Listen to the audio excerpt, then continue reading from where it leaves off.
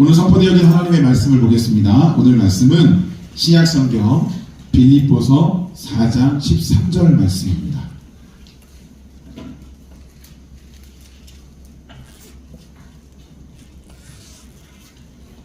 빌립보서 4장 13절 신약성경 323쪽에 기록되어 있습니다. 자, 우리 한 절이니까 함께 큰 목소리로 봉독하겠습니다. 내게 능력 주시는 자 안에서 내가 모든 것을 할 수 있느니라. 아멘. 할렐루야. 아멘. 자, 우리 옆에 분하고 인사해 보시길 바랍니다. 주의 사랑으로 사랑합니다. 하나님 우리와 함께 하십니다. 하나님이 당신을 축복하십니다. 아멘. 네. 여러분 구정 명절 잘 보내셨죠? 네.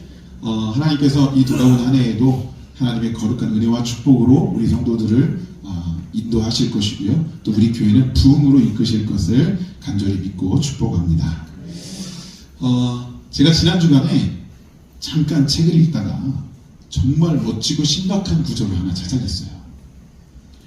그게 어떤 내용이냐면 아주 짧은 이런 말이었어요. 오직 나 자신만이 내가 될 수 있다.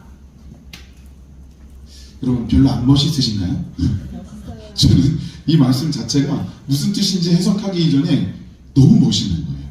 오직 나 자신만이 내가 될 수 있다. 이게 무슨 뜻이냐면요, 우리가 이 땅에 태어나는 그 순간 아주 먼 과거에서부터 지금 현재 그리고 다가오는 미래에 이르기까지 나 아닌 또 다른 나는 존재할 수가 없다는 거예요. 내가 존재하는 순간 이미 나는 하나님 앞에 최고의 존귀한 존재이고 특별한 존재이고 유일무이한 존재로 태어나게 되는 거다라고 하는 것이죠. 그래서 이 책에 나온 내용처럼 오직 나 자신만이 내가 될 수 있는 거예요. 여러분 그만큼 하나님께서 여러분과 저를 특별히 이 땅에 창조하시고 태어나게 하신 것을 믿으시기를 간절히 축복합니다. 하나님께서는 우리를 그렇게 특별하게 이 땅에 태어나게 하시고는 그 특별함을 더 드러내시길 원하셔서 우리에게 아주 특별하고 또 아주 중요한 능력들을 허락하시죠. 그 능력에 대한 여러 가지 해석이 있을 수 있지만 제가 아주 단적으로 이렇게 표현을 해볼게요. 태어나면서부터 하나님께서 주신 것들이 있잖아요. 어떤 사람은 운동신경이 발달하고 어떤 사람은 손재주가 발달하고 어떤 사람은 말재주가 발달되어 있기도 하고요. 그리고요, 세상 사람들은요, 자신에게 이러한 능력치들이 좀 부족하다고 여겨지면 이걸 어떻게든 좀 만회해보고 조금 더 많이 내 안에 그걸 이루어보고자 훈련하고 교육받고 또 노력을 합니다. 그래서 어느 정도의 그 결과를 내기도 해요. 하지만 여러분, 우리가 분명히 알고 있는 것은요, 아무리 그렇다 하더라도 하나님께서 주시는 그 온전한 하나님의 고유한 능력을 능가할 수는 없다는 거예요. 우리가 지난 주일날 예배 중에 잠깐 우리가 시편 139편 14절의 말씀을 함께 나눈 적이 있죠. 하나님은 우리를 기묘하게 만드셨다. 그리고 그런 우리들에게 하시는 그 하나님의 일은 기이하다. 시편 기자를 통해서 이 말씀을 하나님께서 우리에게 주고 계세요.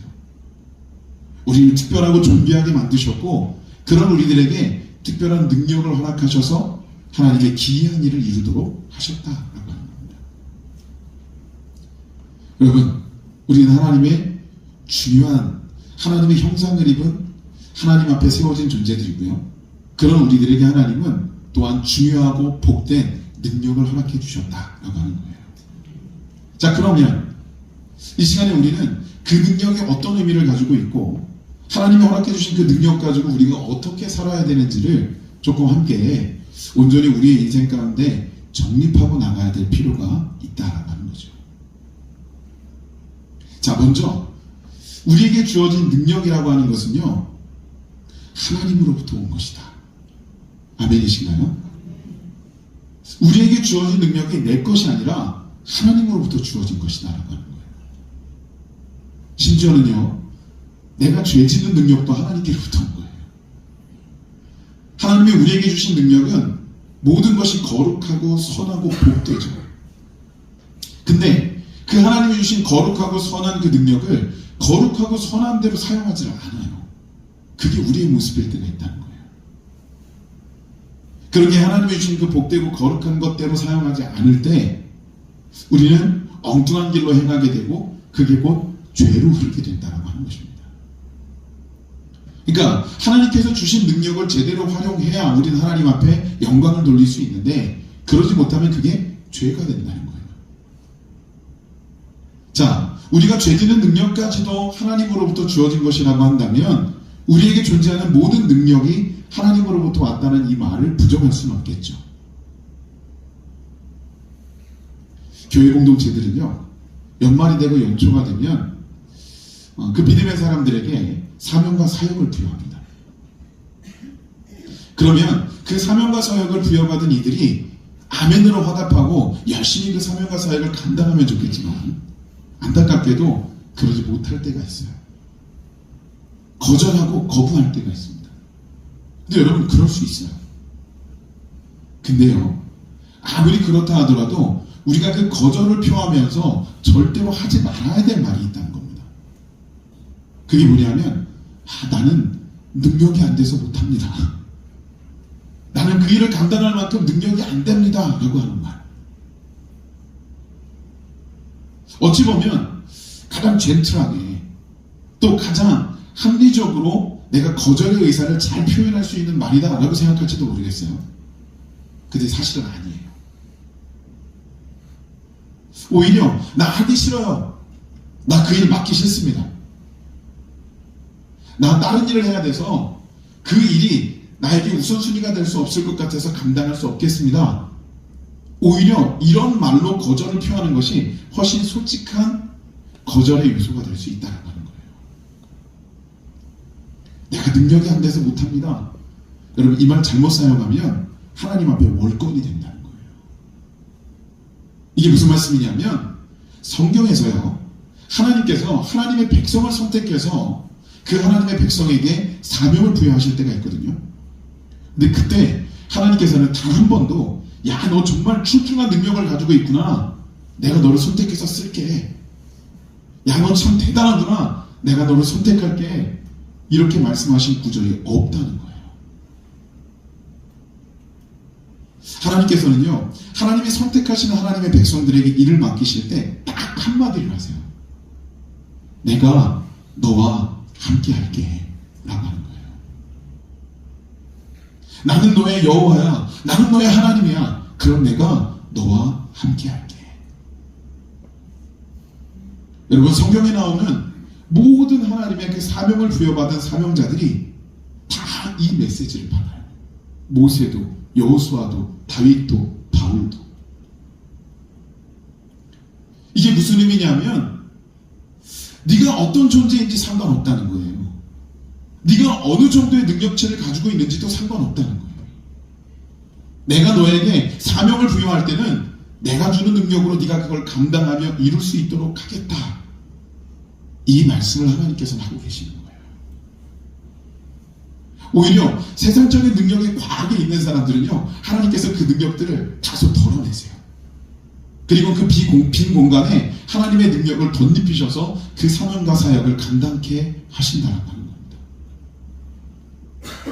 여러분, 우리들에게 주어진 것이 어떤 것이든 하나님이 주신 능력치이고 또 그 하나님이 주신 능력치가 있다면 우리는 그것을 가지고 하나님의 뜻에 합당한 대로의 삶을 살기 위해 노력하셔야 한다라고 하는 것입니다. 자, 하나님이 우리에게 능력을 주셨어요. 그러면 이제 그 능력 가지고 뭘 해야 될까요? 자, 이 질문에 대한 답은요, 지난 주일에 제가 설교했던 내용으로부터 지금 이 시간까지 정말 명확하게 이어져 내려오는 맥이 하나 있습니다. 바로 하나님의 영광을 위하여 살아야 한다라고 하는 거예요. 고린도전서 10장에 이런 말씀이 있습니다. 그런즉 너희가 먹든지 마시든지 무엇을 하든지 다 하나님의 영광을 위하여 하라. 아멘. 성경 곳곳에 보면요, 하나님의 믿음의 사람들이 하나님으로부터 부여받은 그 능력을 최대한 발휘하면서 하나님께 영광 돌리며 인생을 살아가는 내용들이 쫙 기록이 되어 있어요. 근데 자세히 보시면요, 그 하나님께서 주시는 능력들이 참 특별한데 참 중요하고 존귀한 것인데, 근데 그 하나님이 주시는 그 능력이 특별하다고 해서 우리 인생의 삶과 완전히 괴리된 것이라든가 혹은 전혀 딴 세상의 것이라든가 이런 것을 허락하신 것이 아니라는 거예요. 우리가 일상을 살아가면서 하나님께서 주신 그 능력, 그게 크건 작건 간에 하나님께서 부여하신 그 능력을 우리가 최대한 발휘하면서 이 땅을 살아가며 하나님께 영광을 돌리게 하나님께서 만들어 놓으셨다는 거예요. 그래서 어떤 사람은 건축하는 기술로, 어떤 사람은 행정력으로, 심지어 어떤 사람은 성경에 보면 빵 만드는 기술로, 자수은을 놓는 것, 그리고 바느질하는 것, 어업하는 것, 농사 짓는 것, 글 쓰는 것, 장사하는 것, 오늘날의 우리들에게도 주어진 능력 아닙니까? 이런 하나님께서 주신 일상 속에서의 하나님의 특별한 능력을 최대한 발휘하며 하나님의 사람들은 하나님께 영광을 돌리고 있다라는 거예요.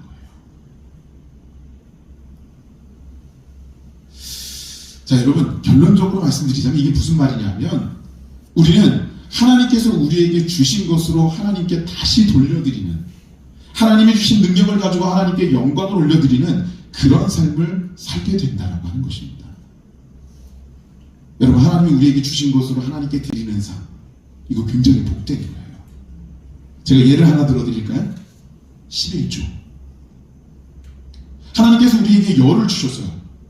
근데 열을 주시고는 뭐라고 말씀하시냐면, 너희는 그 중에 10분의 1을 구별하여 바치라 라고 말씀하십니다. 근데 이 대목에서 우리가 오해하시면 안 되는 게, 하나님께서 우리가 10분의 1을 구별하여 바치지 않으면 소용할 거리가 없으실 정도로 가난한 분이시냐? 아니라고 하는 거죠. 하나님은 열의 열을 다 우리에게 주셔도 상관없으신 분이에요. 부유하신 분이죠. 근데 그런 하나님이 왜 우리에게 10분의 1을 구별하여 바치라고 하셨을까? 그건요, 우리 인간들이 잊지 말아야 될 것을 너무 쉽게 잊어버리는 존재이기 때문이다 라고 하는 거예요. 우리에게 하나님께서 그 능력을 주셨어요. 그러면 그 능력이 누구로부터 왔는지를 기억하며 살아야 되는데 그러질 못해요. 그리고 열의 열을 다 주면 그게 마치 자기 것이냐, 자기가 누리면서 살기 위해 온갖 일을 다 자행을 합니다. 그러나 결국은 하나님을 잊고 하나님을 잊은 채로 이들은 죄에 빠져들게 되는 거예요. 하나님은 하나님의 백성인 우리가 그렇게 하나님을 잊고 죄악된 삶을 살아가는 것을 원치 않으신다는 겁니다. 그래서 하나님께서는 그 11조를 통해서 하나님의 백성과 하나님 사이의 관계를 밝혀주고 계시고, 그리고 하나님의 백성들이 하나님이 주신 것을 가지고 누리고 있다면 그 주신 것의 소유권이 누구에게 있고 또 어디로부터 왔는지 그 출처를 명확하게 깨닫고 인생을 살라고 하나님께서는 그 11조를 우리에게 허락하신 거예요. 우리가 내가 열심히 일해서 번 돈 중에 10분의 1을 굳이 구별해서 하나님께 바쳐야 된다, 떨려 이렇게 드리라는 게 아니라 하나님과의 그 깊은 내막의 그 관계를 유지하기 위해 하나님의 그 마음을 우리가 이해하고 깨닫고 그 사랑을 받아들이기 위해 우리는 그 11조를 하나님께 올려드리는 것이다 라고 하는 것입니다. 하나님이 우리에게 주신 것으로 하나님을 영원롭게 해드리는 삶, 여러분, 그게 우리 인생의 근본이 되어야 된다고 하는 거예요. 그 미국의 유명한 방송인 중에 오프라 윈프리라고 하는 여자가 있습니다. 뭐 지금은 나이가 꽤 들었을 거예요. 굉장히 유명한 토크쇼 진행자였는데요. 이 오프라 윈프리라고 하는 여자가 그 당시에 미국을 움직이는 10대 인물 중에 한 명이었대요. 그러니까 단순한 토크쇼 진행자가 이 정도의 그 영향력을 끼친다는 거 참 대단한 거죠. 어느 정도였냐면 대통령 선거가 이루어질 때 그 대선 후보들이 이 토크쇼에 나와서 이제 토론을 서로 하잖아요. 근데 처음에 이 무대에 올라와서 어떤 후보가 가장 먼저 이 오프라 윈프리랑 악수를 하고 허그를 하느냐에 따라서 그 지지도가 확 달라졌다는 거예요. 그러니까 참 대단한 여자예요. 근데 사실 이 오프라 윈프리는 어린 시절이 굉장히 불우했다고 합니다. 근데 그 어린 시절의 그 불우한 그 환경과 조건을 예수 그리스도를 믿는 신앙으로 이겨내게 되었다는 거예요. 그렇게 그 어린 시절을 잘 극복을 하고 유명한 방송인이 되어서 미국 전역에 영향력을 끼치는 사람이 되기도 했고 또 굉장히 많은 돈을 벌어들이기도 했다는 겁니다. 이러니 오프라 윈프리가 어느 날 이런 고백을 합니다. 내게 물질 주신 것은 축복이 아니라 사명입니다. 여러분, 이 멋진 말은요, 오프라 윈프리가 자신에게 주어진, 어찌 보면 자기가 열심히 일해서 벌었다고 볼 수 있는 그 금액, 그 돈도 하나님이 주신 것이다라고 하는 걸 스스로 인정하고 있는 거예요. 그러면서 자기에게 주어진 그 재력이 하나님이 주신 것이라면 나는 하나님께 더 큰 영광을 돌리기 위한 사명을 감당하겠다. 이것이 바로 이 오프라 윈프리의 고백이었다라고 하는 것입니다. 사랑하는 여러분, 저는 오늘 이 시간 여러분께 이런 제안을 드립니다. 하나님께서 우리들에게 어떠한 능력을 주셨든 그게 큰 것이든 작은 것이든 크면 큰 대로 위대하게, 작으면 작은 대로 아름답게 하나님께 그 모든 것을 다 드려 그분께 영광을 돌리는 삶을 살아가는 우리가 될 수 있기를 간절히 축복합니다. 자, 하지만 세 번째로는요, 하나님은요, 우리에게 능력을 주시고 하나님의 영광을 위하여 살라고 하시면서 그렇게 살아갈 수 있는 근본적인 방법이 뭐냐? 일하라는 거예요. 하나님은 우리가 일하기를 원하세요. 하나님이 능력을 주셨는데 그 능력을 묵혀놓거나 혹은 땅속에 파묻어 놓는, 그리고 아무것도 하지 않는 우리의 모습을 원치 않으신다는 거예요. 복음서에는요, 달란트의 비유가 나오죠. 한 돈 많은 주인이요, 자기가 가장 신뢰할 만한 종 3명을 선정해서 각각 그 재능대로 1달란트, 2달란트, 5달란트를 나눠주고 떠납니다. 여러분, 이 달란트라는 이 화폐 단위는 이 당시에 우리가 뭐 하나, 둘, 5 얘기하지만 이거 굉장히 막대한 그런 금액이에요. 뭐 몇십억이 되는 그런 금액이라고 합니다. 자, 이렇게 1달란트, 2달란트, 5달란트를 나누어주고 이 주인은 여행을 떠나요. 자, 주인이 떠나자마자 2달란트와 5달란트 받은 종은 그 받은 것을 가지고 나가서 열심히 일을 하고 노력을 합니다. 그리고 결국 자신이 받았던 금액의 배를 남기게 되죠. 주인이 돌아왔을 때 정산하려 하니까 이 2달란트, 5달란트 받은 사람은 자신이 남긴 것을 자랑스럽게 주인 앞에 가지고 와서 칭찬을 들어요. 근데 이 1달란트 받았던 이 종은요, 주인이 떠나자마자 어떻게 하느냐면 그 1달란트를 땅속에 파묻어 버립니다. 그리고 주인이 떠나있던 그 긴 시간 동안 아무것도 하질 않아요. 그러고 있다가 주인이 다시 돌아왔을 때 이 종은 그 1달란트를 다시 파내서 주인 앞으로 가지고 오는 거예요. 그랬다가 이 주인에게 아주 크게 혼이 납니다. 사실 주인의 입장에서 보면 이게 손해보는 내용이 아니에요. 그죠? 1달란트를 줬는데 그 1달란트를 도로 가지고 왔어요. 그럼 경제적인 논리를 본다면 적어도 손해보는 내용은 아니었다는 거예요. 그런데 여기 이 주인에게 있어서 그 1달란트라고 하는 그 돈의 금액이 중요한 게 아니었다는 거죠. 만약에 이 1달란트 받았던 이 종도 다른 종들과 마찬가지로 자기가 받은 그 금액을 가지고 나가서 열심히 일을 한 거예요. 근데 일이 뜻대로 잘 되지 않았어요.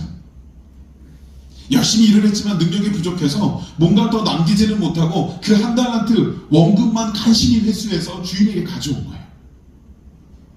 만약에 이 종이 그렇게 1달란트를 주인 앞에 가져왔다면 이 주인의 성향상 그 1달란트 받았던 그 종도 분명히 응원하고 축복하며 칭찬했을 거라는 거예요. 근데 주인이 보기에 이 실질적인 이 1달란트 받았던 종은 어땠어요? 그 삶의 태도가 너무 불손했고 나태하고 게을렀어요. 결국 주인은 어떻게 하느냐면 그 1달란트 받았던 종에게 있던 1달란트도 뺏어버립니다. 그리고 그 종을 어두운 데 던져버려요. 이 종은 그 어두운 곳에서 슬피 울며 이를 갈며 후회하게 되었다라고 하는 거예요. 사랑하는 여러분, 하나님은 우리에게 정말 존귀한 모습을 허락해 주셨고 특별한 모습을 허락해 주셨어요. 그리고 그런 우리의 존귀함을, 특별함을 드러내시기 위해서 정말 특별한 능력을 우리들에게 허락해 주십니다. 근데 그 능력을 받은 우리들은 하나님의 영광을 위해, 하나님의 기쁨이 되는 하나님의 뜻에 합당한 삶을 살기 위해 우리는 일하는 삶을 살아야 하는데, 우리가 혹시라도 그 하나님의 의 중에서 벗어난 모습을 보인다면 우리는 하나님 앞에 축복자로 서 있을 수가 없다라고 하는 것입니다. 여러분, 참 힘들 거예요. 내가 주님이 주신 능력을 가지고 그 능력을 발휘하며 오로지 하나님의 영광을 위해서 산다.